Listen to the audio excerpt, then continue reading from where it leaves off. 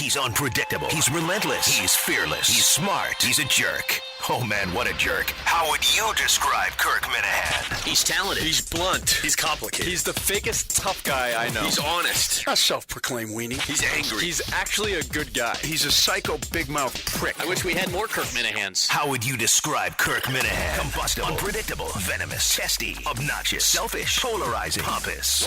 Enough about me. Let's get to the show. It's Kirk Minihane's Enough About Me. David Portnoy started Barstool Sports in 2003 and has exploded in popularity over the last 13 years. Portnoy has gone from sort of a cultish figure to a national figure. The public is hugely accepting of Portnoy. I wonder, is the media the same? No, everything's moved our way, and it depends who you're doing. Before it was more dismissive, I guess, if they didn't want to deal with us. Now it's more... like we had the Sports Illustrated article that was negative about us. We had the Sporting News. To me, those are more guys trying to clickbait, like use us now to generate traffic for themselves. I sense that those guys don't read you guys though. Like that's they see. So we can do that. So the Sports Illustrated, the Cauldron, I think that's what it's called. The Sporting News thing from the other day we talked about in our show. It seems like guys who are trying. Clickbait's one thing, but I always feel like people are trying to win the day on Twitter. So everybody will tweet at them and say, that a boy, what a thoughtful piece. What a round, it's not, it's total bullshit. They don't know. They put it this way. Guys like that, when they're hanging out with their friends, I think talk a lot like the way you guys, which is the whole point of how we started. But these guys, I think, are pandering and pretending. I feel like, and that's hurt me, I feel like that's such a part of the media today. I just feel like things have changed there's a lot more, and of all people to say this, me, but a lot more self-promotion for individual writers. So if you can make your name by, trashing one person, trashing a team, doing whatever, there's more ways to create buzz with like social media. So when you say outrageous stuff, your personal stock goes up or goes down. Whereas I don't know there's just more ways for somebody who doesn't already have a podium to get their name out there. And how do you rise above the noise? You either take on somebody that's popular or you say something that's contrary. Sure. And those people always stamp their feet the loudest. No question. So it's that's why, and I jump around. The people who invest in us, I credit them because people look at us. We've had this forever. Like, oh, we love their audience. They clearly have the audience we want to reach. Is your audience? Because I'm older now, right? So I started reading. Geez, when was I picking up Barstool? 2004 is right. Basically when it started. So we'll call it 12 years. Yeah. So I was 29. Yeah. And now I'm 41. Is the median stayed the same, or is it as I go from 29 to 41? Is it now moved from 1834 to 2550, or is it's moved, but we have pockets. So I mean, I'm on the older side. Obviously, I'm 38, but then we have. Kevin, who's our New York guy who just had a baby. So a lot of guys who are in that phase of the life are very interested in that. Right. And we have younger guys, and we've done concerts. So it's really college. It goes up. It skews because we have different writers at all different phases of their lives. Right. So walk me through. So you announced last Friday, right? You made the deal last Thursday, Friday, whatever it was. So a week ago.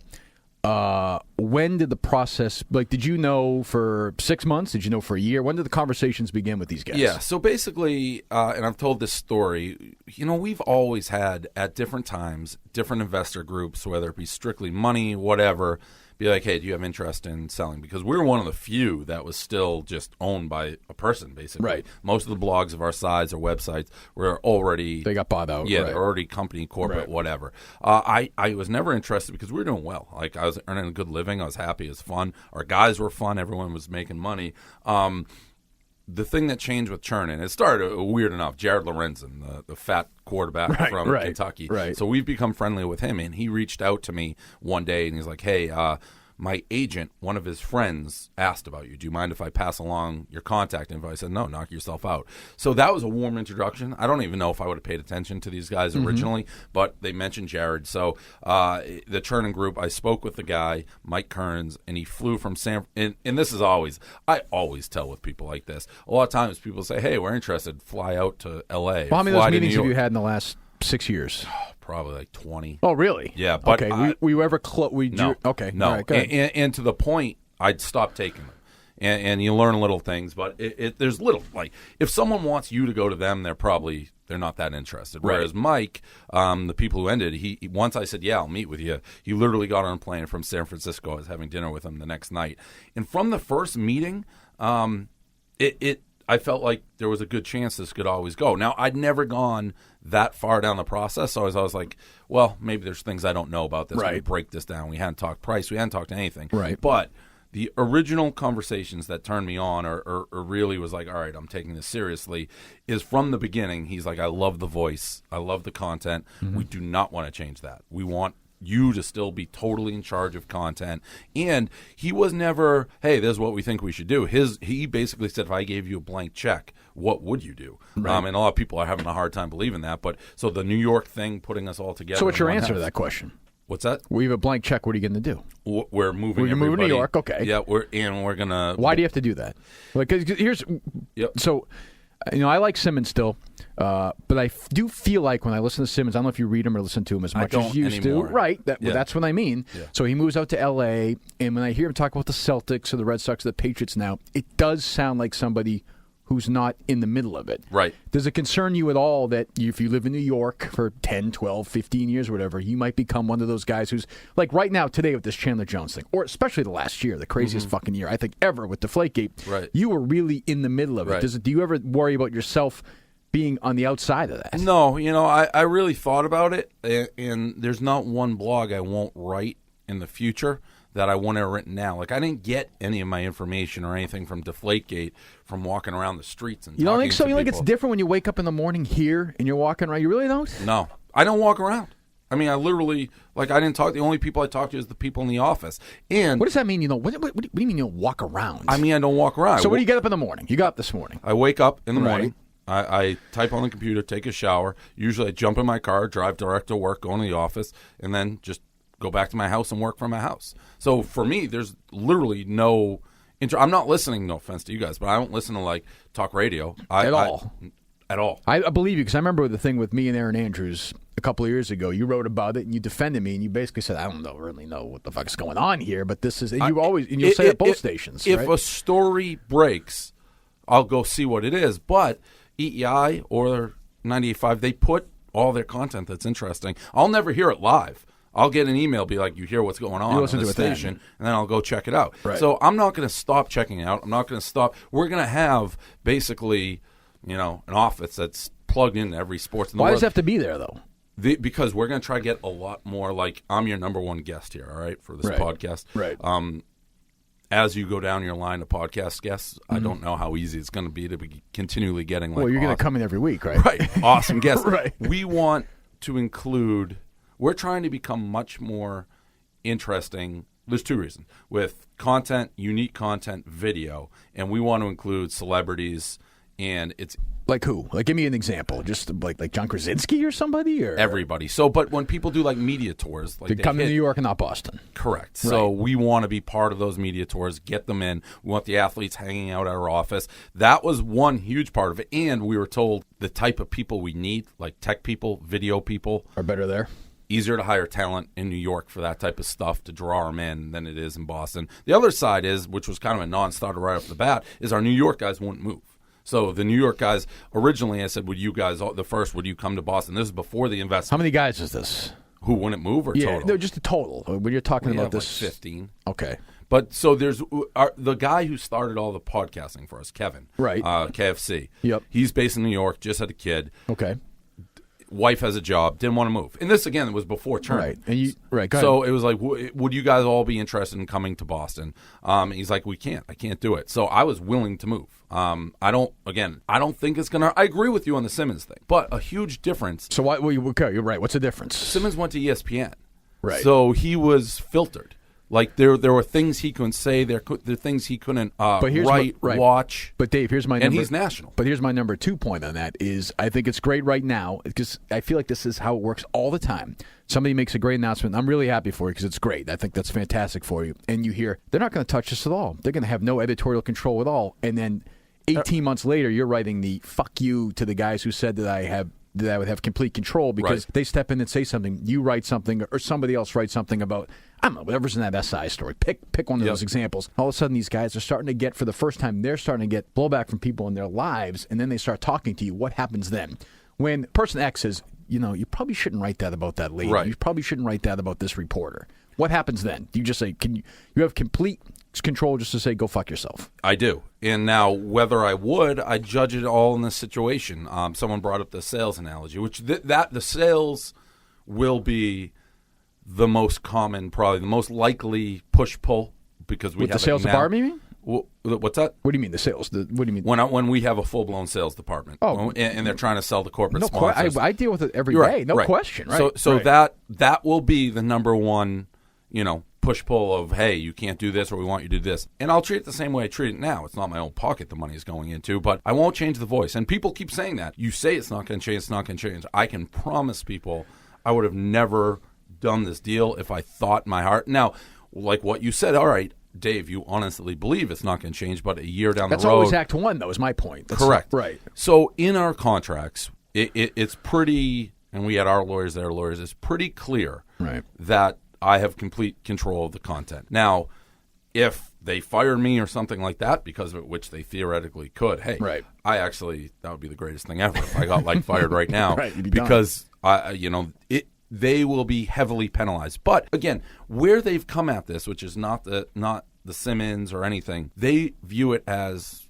like you guys are Howard Stern. You're stirring the pot. It's not we're trying to go PC on this. It's trying to be the alternative voice, and we love we talked about the size 6 skinny jean joke. We talked about Brady's dick. We talked about all that stuff. Right. And they were all like, I don't want to say we love it, but talking about Brady's son's dick. Right. Not Brady's dick. Brady's son's dick. Yes, I just want to get the penis.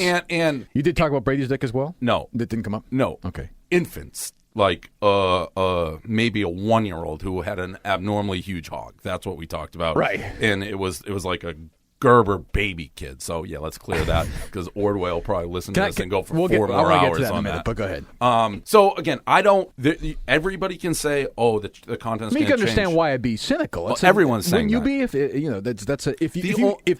if you read about somebody else doing it, you'd say, oh, okay. The only thing that I wouldn't be cynical about is I've been brutally honest with our readers forever, and I've said I'll sell out. True. I've said if you give me the right check, poof, I'll be gone or I'll do whatever you want to do. Right. We're not there yet. I didn't make enough money where I'm living in a castle somewhere. So I don't believe we can work if our content changes. So I would have never in a million years taken it this far and then been like, okay, let's change what I think makes us successful because I think it would blow up. Right. So I'll say this. If it changes and the skeptics are right, the most surprised guy in the room would be me. There's a lot of things that may go wrong with this. Mm-hmm. I don't think content changing is. I don't change. Right. You'll have to fire me. So when you sit in a room with these guys and you talk about Brady's kid's penis, what is the conversation? Well, it was more so in the beginning, like what we've done. Right. Like I want to make sure everyone's on the same exact page. There's no shock because all right, the perfect example when we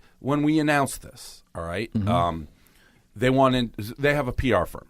And they're like, mm-hmm. and they said to me, you got to sit through this PR conversation. We're going to send out a press release, announce it. We know you don't like PR. It's the worst, right? Yeah, and I've killed every PR purpose. I'm fine. I'll do it. So we sat through it, and then the Sports Illustrated thing broke on the morning, and they wanted to delay the announcement. No, it was good for you guys. And that was Barstool in a nutshell. Right. Kevin called, goes, this is perfect. Perfect. They called, said this is the worst, but they want to delay it because a couple of people on their press release list had retweeted the negative article about us, and then they're going to go send an article. And I said, no. I'm like, we already said we're doing it, and there was no pushback. They get it. Again, what happens in 2 years?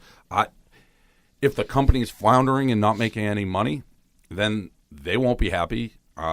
I don't know. How much longer were you going to do this before if you hadn't sold it? I mean, was there a point where when you post something, 90% of the comments about how old you are now? That's the joke. Just for the comments. Yeah. The comments of Barstool are the best part of Barstool, I think. I love. I seriously do. They drive me nuts. Do they really? Yeah. You don't find them funny?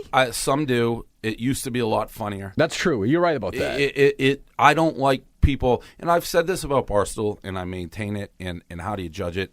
I judge everything on intent. We never say anything to be cruel or actually hurt people's feelings. I bust balls. Well, what? I don't know about that. Well, you what? don't write anything to be cruel or to? Are we talking about like celebrities? Or are we talking about What do like you mean? racist shit? Oh no, that's different. That's No, that's no, not, no, that- but that- racism is different than being cruel. No, that's cruel. Like breaking balls is cruel. We all do it. No, I don't think breaking balls is necessarily cruel. Like a that's how I talk celebrity? to my friends. Oh, so yeah, and I think we're cool to our friends. Which Okay, I like. I don't. So all right, it's so I'm trying semantics, to be cruel to Roger Goodell. I mean, that's not what I'm referring to. Okay, I got you. Right. I'm talking the comment sections where they say like racist stuff. We don't. Oh, that's stupid. Yeah, right. So that's the problem with our comment section. We can't control that right now. Why can't you control it? Because it would sink us. We'd be all day. We don't have the technology. Just all your time would be doing that. Right. So we've tried, and our filtering doesn't work. So hopefully that will clean it up.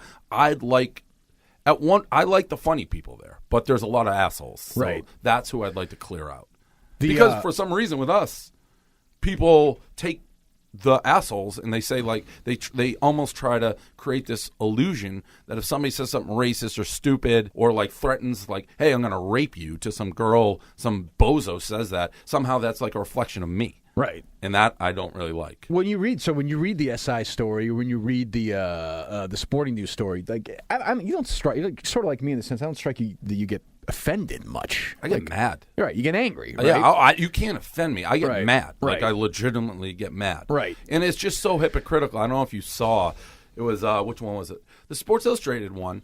No, the Sporting News. They put my wife in the URL, like for SEO. I saw it's that. just so hypocritical. It's like we're doing this. You're just using this because you know, and they're smart. I can't ignore it. Like Dan, Big Cat, he's like, ignore it. I can't. No matter how big I get, if somebody attacks me and like gets me mad, I attack back. But it's like you're just doing this because you know I'm going to do that. And these people with -2 followers, and there's a lot. I feel like, and I could be wrong. There's a lot of journalism people who hate me. Because it's like they've gone to school. No question. They're making 20 cents an This hour. woman, the one of the people in the story tweeted out that she's mad that she can't get a job, and somebody else has 127,000 Twitter followers. Like, there's a correlation there. Right. Like, well, you're not getting a job because either A, you're not good at your job, or B, you've had shit luck. It's got nothing to do with how many fucking Twitter followers. Who was it? It was KFC. KFC is 120, whatever it is. That's how is A related to B? That's how the whole Sports Illustrated thing started.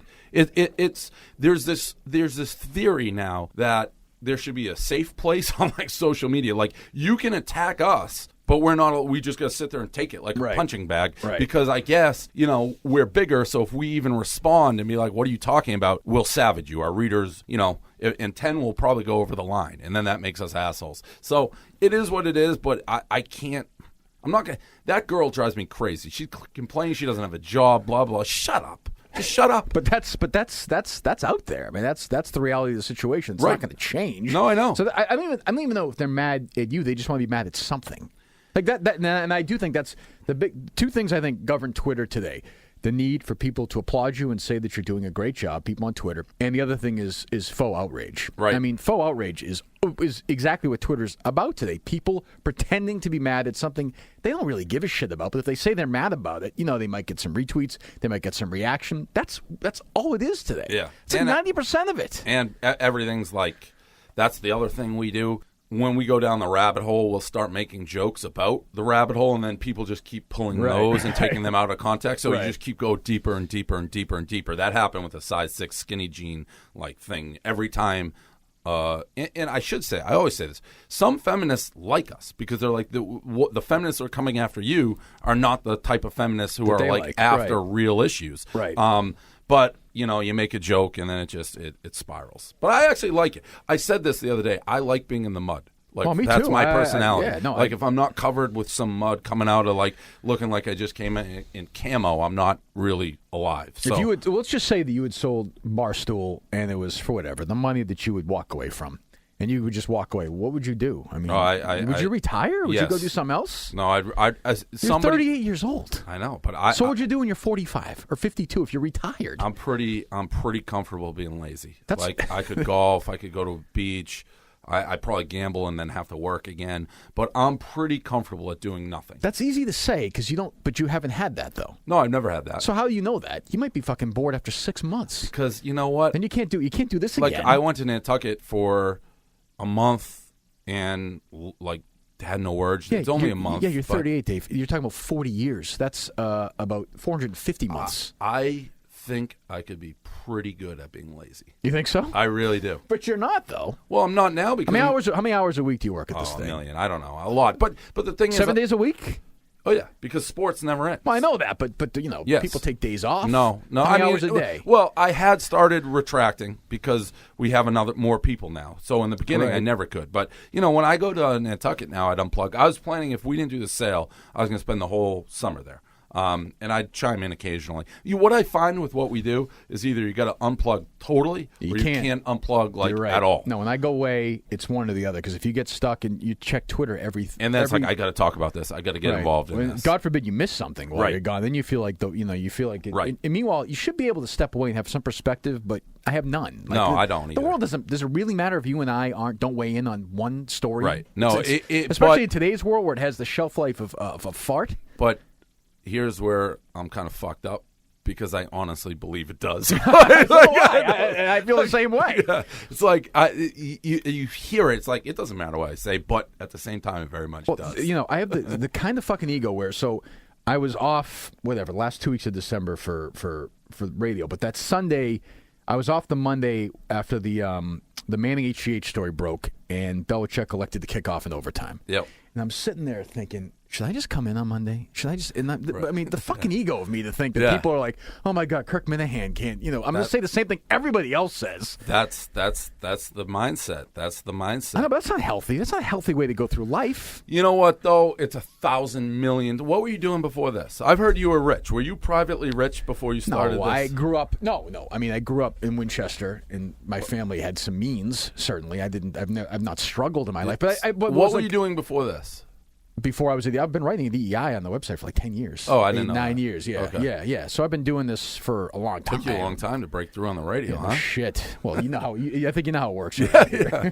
But I don't. I can't picture not doing it now. And I think I have a contract now, and I think, boy, when that's done, can I retire? And I think yes, but then I think, what am I going to do?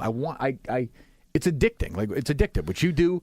What is over there, for some reason, it gets in your head and you can't I agree. get rid of it. It's easier to talk, I think, than write. No. The easiest thing in the world is not to write. No question. Right. No question. So that's a grind. Like you're sitting there getting it out. Sucks. You want to, and especially when you have all these grandiose things you want to get out, like the Deflategate essays I'd be writing, which I want to write, but they take forever. I don't know. I mean, yes. It's not healthy, but at the same time, my job before this sucked. Like I was doing sales, so right, that sucks. I totally appreciate the fact that I enjoy what I'm doing. Right. But at the same time, I'd love just to be on like a permanent vacation. I know what you're saying. Maybe I would get bored. Wouldn't. I don't know. You're fucked up. You're driven. You're obsessed. You said you get angry about stuff. There'd be no place for that. That anger that you still have would exist, but it would be like it would just be festering as you sat around on the beach or played golf. Serenity now. It would be like the Seinfeld. you think it would be? So all right. So let's. So WEEI, the Brady. You know what's funny is I actually did. You were on the air for that, right? The Mikey show, the show after. Oh, okay. Yes, I was on the Mikey show, the show after. Glenn did his show, and Glenn's in there, right? We can see Glenn from here. He's a liar. Glenn was. We'll get into that. Glenn was ranting and raving and going crazy. And I'll tell you what I said on the air then.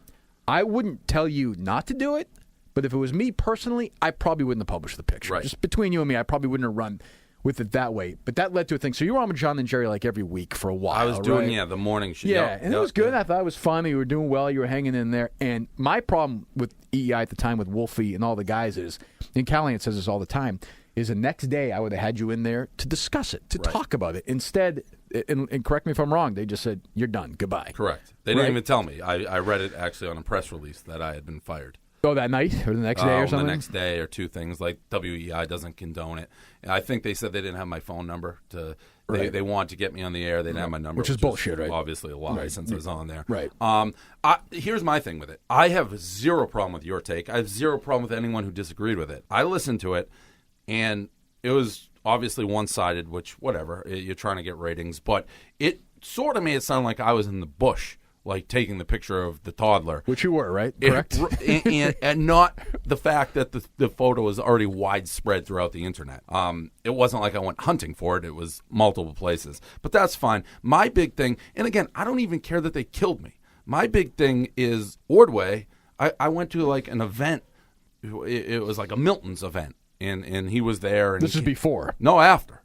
And he. Oh, this is like last year, 2 years ago, right? And he came up and tried to like bury the hatchet, and he said we only talked about it for like a half an hour on the first segment. Did he really say that? Yes. God, that's bullshit. That is bullshit. So it's like you're just lying to my face, and he was adamant. It's like you did it for 2 days, like straight. Right. You beat it into the ground. Right. Even his old producer, he came up. He's like, "No, I don't know what he's saying right there." So it's just, listen. I don't care if people disagree with it, but they were making fairly strong accusations, and if they weren't directly, the callers were. And I just like let me talk. What you kind of said. Let me say my piece on this. Right.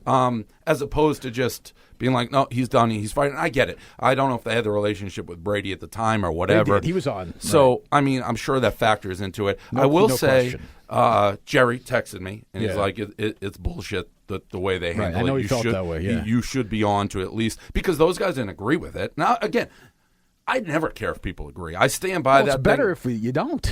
Right. So I could have, and I actually went on. Emily Rooney, of all people, is now like I don't know if you know who that is. She's I've been on her show before. She's like, so of all people, she had me on, and we had the whole discussion. And at the end, she's like, you know what? I came into this like wanting to hate you, thought I was going to hate you. I think you brought up like fair points. I think, I understand your point of view. I don't have to agree with it. And that's all.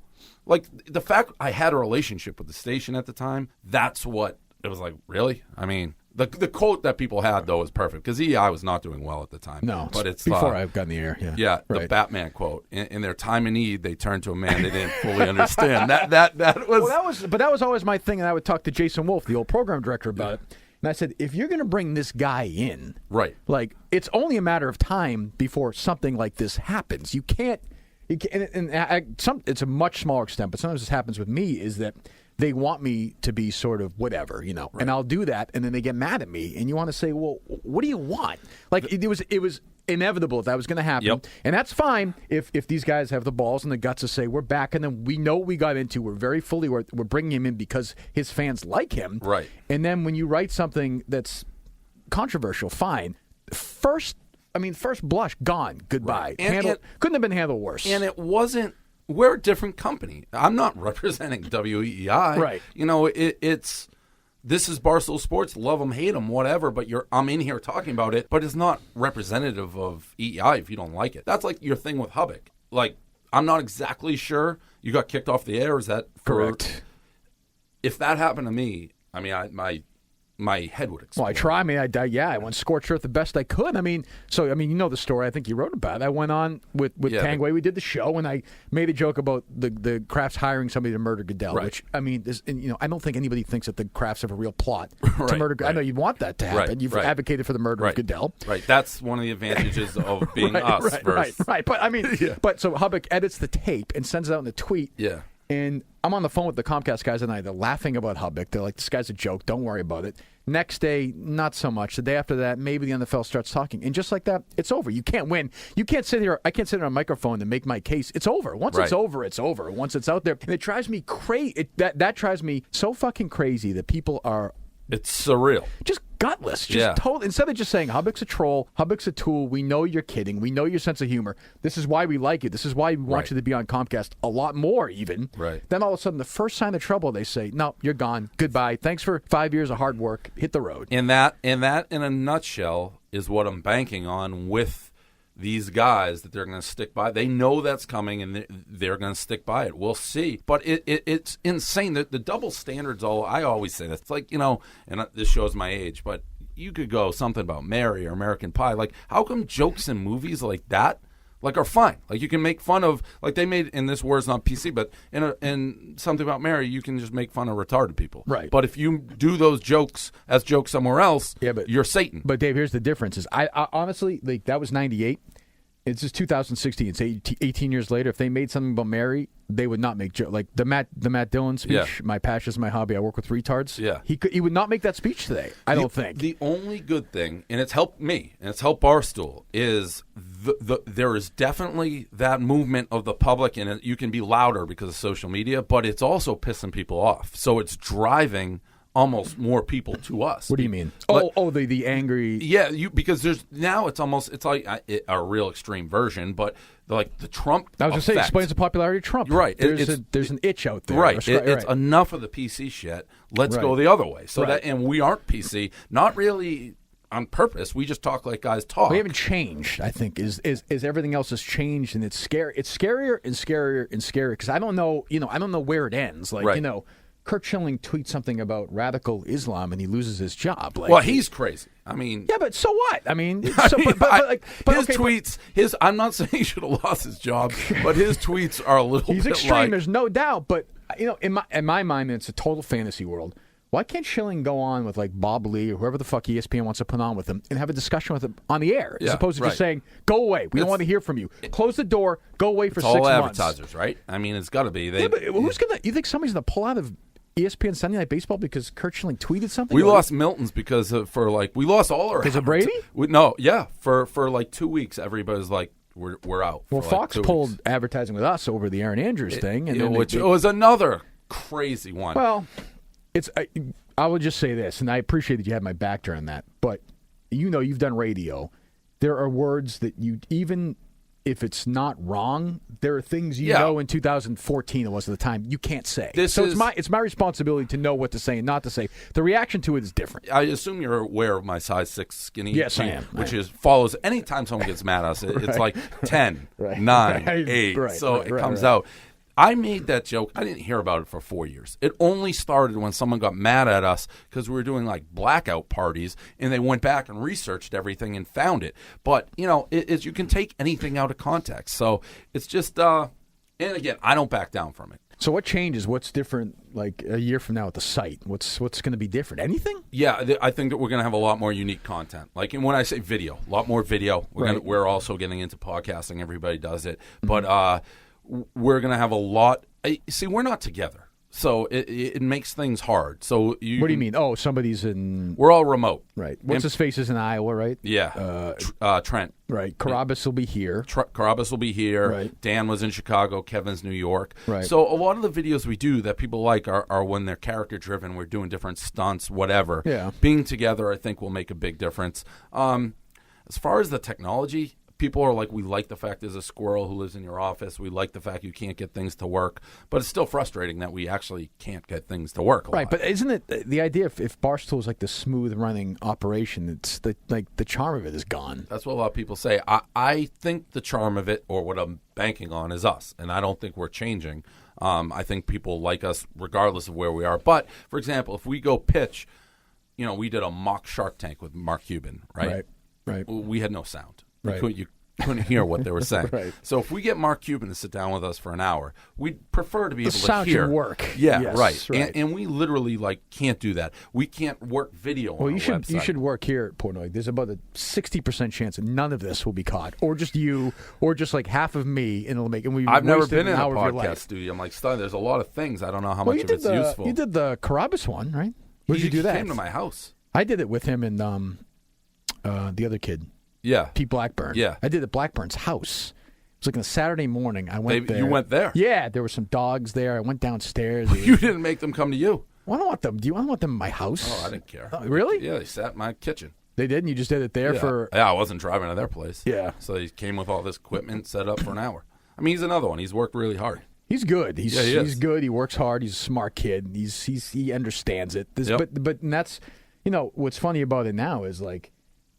You and I in this city are like kind of young, and we're old. Like I feel old when I wake up in the morning. If you look at the, Glenn's on the air, John's on the air, Dale's on the air, Felger's older than we are.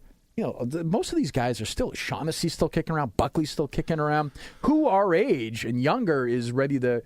Who's the? I think you need assholes. Borges is an asshole. I know you probably don't like him, but he's not a funny asshole, though. No, he's not. He's a humorless asshole. Shaughnessy is an asshole. But you need Shaughnessy in your life, don't you think? No, I don't read them ever. You don't think so? No, I think they've made huge errors. You don't think you need a contrarian voice? But they're contrarian to I would be the bare minimum. Like they're just growing old. So they're I agree with that. No, I agree with that. So but who's going to take over is my point. Well, exactly. But the biggest ringing endorsement of Boston media is that Simmons couldn't get a job. I mean, that really should tell you everything you need to know. Right. I mean, he's maybe the most talented writer, like, Well, of he's the the generation. most famous sports writer in America today. Right. But even when he was, like, I read him Digital City Boston So did every I. day. Right. Anybody who couldn't see how talented he Was that an influence for you? Oh, yeah. Simmons is a big influence. Because you know what he wrote? Cause I don't like Simmons, but he's a big influence. I'm talking like personally. I'm talking like 98, 99. You would get them. You would get them emailed to you. I don't know if you remember this. Yeah, or yeah, not. yeah, I would yeah, get yeah. it sent to Yeah. my whatever I think I had like a Like a Hotmail or GeoCities AOL. or- Right. yeah, And right, it would be. right. He would send links to stories which you never had before. And then he would like shit on EEI Yep. and shit on like sports announcers. And I thought the ultimate appeal of Simmons at that time was, oh, this is like when I'm talking to my friends on the phone, or I'm out fucking drinking with my friends, which is your appeal too. Right. Why don't you like Simmons now? Is he Well, taking shots at you? I had a I don't want to say a long exchange, but so when we started Barstool back in the day, I had a sales background. I can be very aggressive. I was Right. very aggressive. So I reached out, ignored. When we started the newspaper, and I had these grand concepts of getting him involved that were probably naive and never would have happened. These are the ESPN then. He was actually at Kimmel. Oh, it was in between? Yeah, it was before. Right. And then he started paying attention as we started getting bigger. And really, it was just he wouldn't like do anything. He wouldn't give us an interview. He wouldn't give us the time of day, only till we were successful. And he came across to me as extremely, in the beginning, thin-skinned. Like, Right. and a lot of people who were doing it would say, like, he'd shoot emails if you mentioned him, be like, "Why'd you say this about me?" No, and there's things- definitely some of that. things of that nature. When he reached out was the John Dennis Rotillo. Yeah. Like, he reached out. He's like, "You have something great," but he just always came across as kind of a jerk to me in our private interactions. Like, Right. when he sold his book, he sent an email like, "You'll never believe how many copies." Like, I don't fucking care. Did he I don't really? even- Just yeah. randomly email Yeah. that to you? Yeah, it's like, I don't even know you, dude. Like, Really? why? Yeah. Jesus. But I've always said this about him. He also did something when he turned. So I sent him the questions for the interview, which he accepted. I said, "You can read it before I put it out." Right. Took the questions, and then he got back to me and said he didn't want to do it because he didn't want too much media exposure, which that kind of set me off because it was doing everything at that point. Right. But, I've never said he's the most talented writer I've ever read. I don't think he's good at radio. I don't think he's so good either. at TV. I don't think so either. I mean, his 30 for 30s are like awesome. Right, but he isn't. But he's producing them. He's Right. not on air. So- I don't think he's an on. I think right. I agree with that. And in little things now he does. Like, I don't know if you saw this when the NBA draft, and they acted like they caught his reaction to the Celtics by they picked James surprise. Young? Yeah, Yeah, it was but bullshit. it's you don't Seemed- know they're going to be on you for the Celtics. Right. Seemed pick. fake to me. It Yeah, seemed- right. yeah. And see, so that's the difference between me and Simmons. But but I would say it's hard, and I like Simmons, and I get along pretty well with him, but it's hard for me to go with this Maverick image when you leave ESPN, you go to HBO. If he had left ESPN and gone rogue and started his own site, I would have said, I'm giving this guy a lot of credit. Now, I don't blame him. He's probably getting like 7 or 8 million I don't a blame him year. for that, but he tries to be this tough guy. Where's all this information? Like, ESPN better not suspend me, or else I'm going to write this all. Well, what'd you write? We never Nothing. heard it. That's true. Nothing. That's true. So again, a little difference. I'm going to say the difference between me and Simmons. Go ahead. And I hate people like this, and you could be one of them. The fucking ego in you right now. Guys who talk about gambling and then bet like a $5 chip, and that's Simmons. Simmons has this profile. I've said this always. Simmons, great writer. If you're going to go get a beer with somebody, you're going to pick me 100 out of 100 times over Simmons, because Simmons' personality is vanilla. He's vanilla in like a real life. So when you say, I'm born with edge. Like, if you touch me, you're just going to get cut. Like, and that's not new to doing this. That's always how I've been my whole life. Simmons is the ball you can like roll down the hill. He wants to be like the edgy guy, but he's not in person. So that's why the edge is going nowhere with Barstool. I'm not worried about losing that, just because that's the nature of who I am. Simmons, he wrote an article about how he couldn't sleep on a way back from a Vegas flight because he lost like $700. And from that point on, I was like, this guy's Changed a fraud. everything for you? That changed a lot. That changed a lot. It's like, you lost $700, dude. I lose that in VIG before I roll out of bed on Boston before I get on the plane. Your gambling thing to me, I was never a big gambler. Oh, I'm a degenerate. I know you are. It's how much do you gamble? How much money do you spend? What's the most you ever lost gambling? I mean, like in a week, Yeah. like 6 figures. I mean, what is the point of that? Because you can win 6 Yeah, figures. but you're not. I guarantee you're down in your The career. rush. Oh, am I down? Yeah. I've won the last 4 weeks. It's the first 4 weeks I've won in 20 years. But do you get joy from the process? Yeah, it's probably just being like a drug addict. It's right, which like, I am. Yeah. I don't drink. I don't drink and do drugs anymore. So it's the rush of it. It's the rush of it. Right, but I stopped. You should stop. I love it. But I don't think you just said you don't love it. No, I hate it and I love it. Like that Clemson, Can you watch a game? Can you watch Clemson, Alabama without gambling on it? Yes, I would. Can you watch a game? So you can watch any game without gambling on it. I'll have a hard time watching a baseball game. You go to Atlantic City a lot now that you're in New York? No. That's not a bad drive. No, I don't like playing cards. Oh, you don't? No, I mean a little bit, but not like the rush. See, but the end of Clemson, Alabama, right. Was wild, right? Clemson threw that touchdown, and I had Clemson, I won. That feeling, that's like a 1 in a million. Do you think you're going to be able to, do you like to drive? Drive? Yeah. Like a car? Yeah, to get out and do drives. You like a long drive? No. You know, because I couldn't live in Manhattan. I don't like living in you, Manhattan. You're going to feel trapped in Manhattan. I will feel trapped. But again, you don't leave the house. If I'm in this room right here, what's it matter where it is? Yeah, but you're married, right? Doesn't your wife like to go and do things?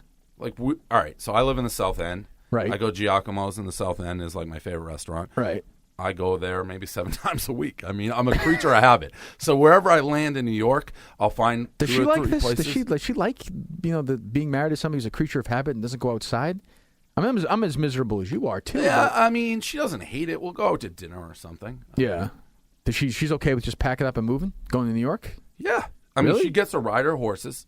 We're making more money. She was with me in the beginning, so she was driving. I had a broken down, like, basically Astro van. Well, that was the Astro van was 2, so she was there from day one. Now she's happy. She's, we have more money than we ever thought we would. I think she's happy about that. I don't think you're going to like living in New York. A lot of people, I don't think I'm going to like living in New That's York. a big deal. Got to do it for the company. I That's the guess. other thing about Simmons. Simmons likes L.A. Oh no, he has wrapped himself into L.A. And I will say this in your defense: if I'm trying to make the Simmons comparison, living in L.A. and I lived in California, I lived in San Diego, is a fucking lot different than living in New York. I mean, when you live in L.A., you're in a different world. It's Right. a different universe. It's warm. You're 3 hours removed from it. It's a 6-hour flight. It's a totally laid back. You become laid back out there. New York is still anger and edge, and it's just going to grow. Like, I think I'll just become more hateful, which isn't bad for what we do in New York. Like, I hate it. Like, I hate Penn Station. I hate all the worst. people. It's disgusting. So dirty. So I actually, in a weird way, it's gonna raise my hate profile. I'm kind of looking forward. It's always fun, and I don't care what anybody says. It's more fun to go to road games. Like, so if you're if you're a Patriot fan on the road, that's always fun. So I am looking forward to that aspect, going to all the teams. Like, I probably, I don't know how many games I've gone to of Red Sox, Celtics, and Patriots. I don't go because we don't have press passes, so I don't have a computer. So I'm generally blogging these games. So that won't change. I'm not there unless, it's like the Super Bowl and I got the Media Day pass thing. Portnoy's the first guest. I appreciate it, Dave. As always, good luck in New York. When is your first working day in Manhattan going to be? We don't know. So we have a blank slate office. It's going to be built out totally Mayish. Where is it? Where is the office? Yeah. It's near Penn Station. It's near Penn Station? Yeah. Penn Station. I think- Is Penn Station so shithole? Yes. Really? Flatiron? Oh, yeah, that area there? Yeah. That's a good spot. I'd never heard of it but that's where it is. And you're going to live in the city. Yep. You're going to be a city guy. You're going to be one of these assholes walking around Central Park with your Sunday New York Times and your cappuccino. Listen, that's not You're going to be a be- total city. You're going to go to these shows on Broadway. You're going to be hanging out with Lena Dunham and all the beautiful people. Chris Mortensen, all the beautiful people. Lena Dunham's all the beautiful people. Yeah, well, what I mean, all the people that people like, all the accepted people in the world of the internet, of Twitter, the 100% approval rating people. No, we will always be, I think, like the pirate ship of the internet. But again, big city. We're trying to turn it into a $100 million company. Like, that's what we're trying to do. It's easier to do it in New York than it is in Boston. It is. It's a fact. I love Boston. I hate New York. You'll come back here when you're done? Yes. No question. No. Well, you're not going to be one of these guys who falls in love with New York. I will not be in New York more than my contract requires me. Whether I go, I would go somewhere warm to retire. Yeah, no question, right? Right. Can you imagine, like, the people love the I mean, even out here, I was thinking, Sucks. so I'm a millionaire now. So as I was walking into the office, Right. I was like, there should be underground tunnels for millionaires. I agree with that. Only millionaires can use in cold weather. Right. strictly for millionaires. Strictly for What if you make millionaires. like $600,000 a year? Nope. You're out. Nope. $800,000. Nope. $1 million, you're in. You have a millionaire card. Right. There should be millionaire cards in general. All right, Portnoy. Thanks a lot. Yeah.